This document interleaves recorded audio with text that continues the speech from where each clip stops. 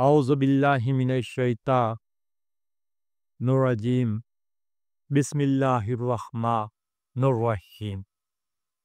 میرے دوستوں اور بھائیوں، مسلمان بھائیوں، میں آپ کو یہ بتانا چاہتا ہوں کہ باقی جماعت کون سی ہوتی ہے اور غیر باقی جماعت کون سی ہوتی ہے۔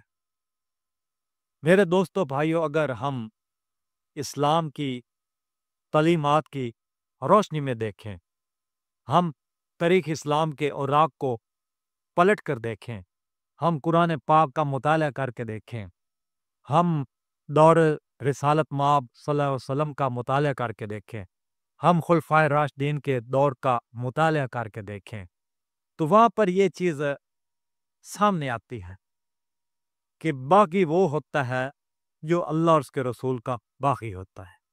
آپ یہ دیکھ لیں کہ یزید تھا، وقتی طور پر تو وہ حکمران تھا، اس کے پاس خزانہ بھی تھا، فوج بھی تھے، اس کے پاس سب کچھ تھا، مگر وہ اللہ اور اس کے رسول کا باغی تھا۔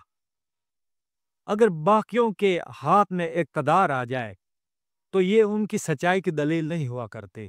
ہم لوگ یہ کہتے ہیں کہ بھئی وہ فلانا بندہ حکمران بن گیا تو وہ سچا ہے، نہیں، سچائی کی یہ دلیل نہیں ہے۔ باغیوں کے ہاتھ میں اقتدار کا آ جانا یہ کوئی سچائی کی یہ کوئی دلیل نہیں ہے۔ سچائی کی دلیل اور ہوتی ہے۔ اب یہ دیکھیں، حضرت مجدد الف ثانی رحمۃ اللہ علیہ سر ہندی، جن کا بہت بڑا تاریخ اسلام میں نام ہے، اب انہوں نے اکبر بادشاہ کے دین الہی کے خلاف علم جہاد بلند فرمایا اور بغاوت کی۔ اب اس صورت میں باقی تکبر بادشاہ ہے جس نے شریعت مصطفیٰ سے روح گردانی کا راستہ اختیار کیا۔ اب باقی تو وہ انسان ہے نا، یہ جہانگیر بادشاہ تھا، وہ باقی تھا شریعت کا۔ اب ایک شریعت کا علم بلند کرنے والا انسان، اس کو باقی ہم نہیں کہہ سکتے۔ اسی طرح دیکھ لیں کہ شام میں کہتے کہ باقیوں کی حکومت آ گئی۔ یہ آئیے موجودہ دور کی بات کر رہا ہوں، موجودہ دور کی، کہ شام میں باقیوں کی حکومت آ گئی۔ اب اس سے پہلے بھی دیکھ لیں تو میرے خیال میں تو اللہ رسول علیہ بات تو پہلے بھی نہیں تھی، وہ بھی باغی تھے، وجہوں سے یہ بھی آئے ہیں، یہ بھی وہی صورتحال ہے، یہ انہی کا ایک تسلسل ہے۔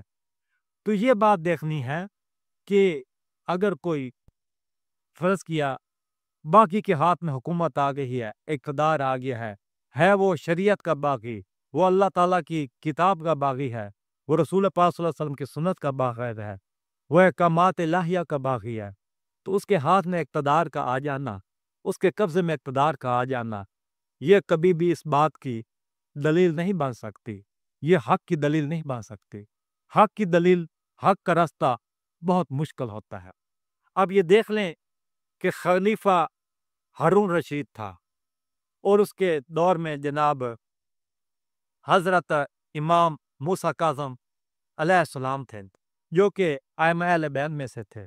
اب یہ اللہ تعالیٰ کا گروہ تھے، حزب اللہ تھے۔ امام موسیٰ کاظم یا خلیفہ ہارون رشید جو کہ مد مقابل تھا، وہ حزب اللہ میں سے نہیں تھا، مسلمان حکمران تھا۔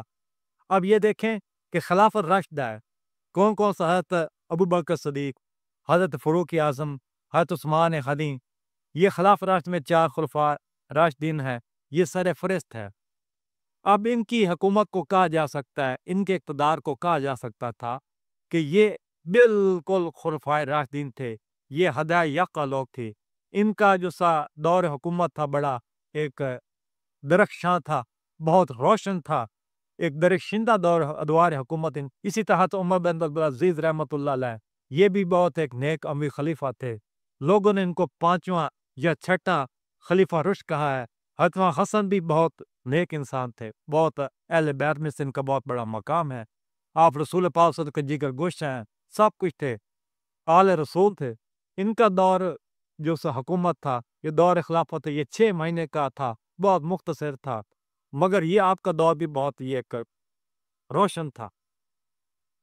تو یہی کہتا ہوں کہ اگر باغیوں کے ہاتھ میں حکومت آ جائے، اقتدار آ جائے، جیسا کہ آج بھی ہمارے پاکستان ہے، آج بھی 70 سال ہو گئے ہیں، 70 سال پاکستان کو آزاد ہوئے ہو رہے ہیں، مگر یہاں پر اللہ اس کے رسول کے باغیوں کی حکومت زیادہ رہی ہے، زیادہ اب بھی باغیوں کی حکومت ہے، اس سے پہلے بھی دور حکومت کوئی باغیوں تھے، نظام ہے جیسے عدالتوں کا نظام ہے، وہ بھی باغیوں والا نظام ہے، بغاوت اللہ کے رسول کے نظام سے، شریعت کے نام سے بالکل بغاوت ہے، انصاف کے نام سے بالکل بغاوت ہے۔ اب بھی یہ ایک باغی طاقتیں جو سی ہیں اس ملک پاکستان پر یہ قابض و متصرف ہیں اور حاوی ہیں، تو باغیوں کی جیسی ایک حقیقی جو سے باغی ہوتے ہیں ان کو بھی عزت دی جاتی ہے، ان کو بھی کہا جاتا ہے کہ آپ بڑے مسیح ہیں، وما علینا الا البلاغ۔